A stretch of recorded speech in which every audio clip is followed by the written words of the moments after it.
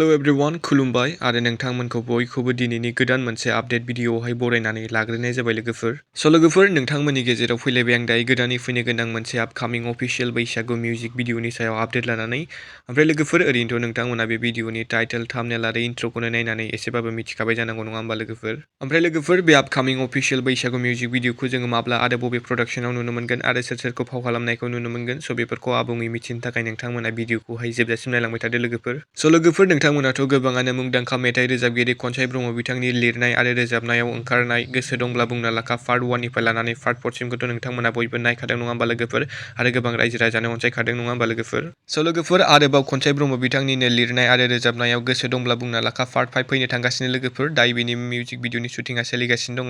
ओमफ्राय लोगोफोर गोदानै फैनो गोनां गोसो दंब्ला बुंना लाखा पार्ट 5 आपकामिं अफिशियेल बैसागु मिउजिक भिडिअनि मेथाइखौ रोजाबदों खनसाय ब्रह्म बिथांजों लोगोसे बर'निनो मुंदांखा मेथाइ रोजाबगिरि सुलेखा बसुमतारी बिथां।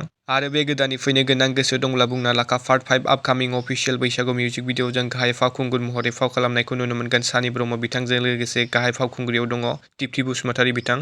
आरो बे आपकामिं अफिशियेल बैसागु मिउजिक भिडिअखौ डाइरेक्ट खालामदों सोरां बसुमतारी बिथां।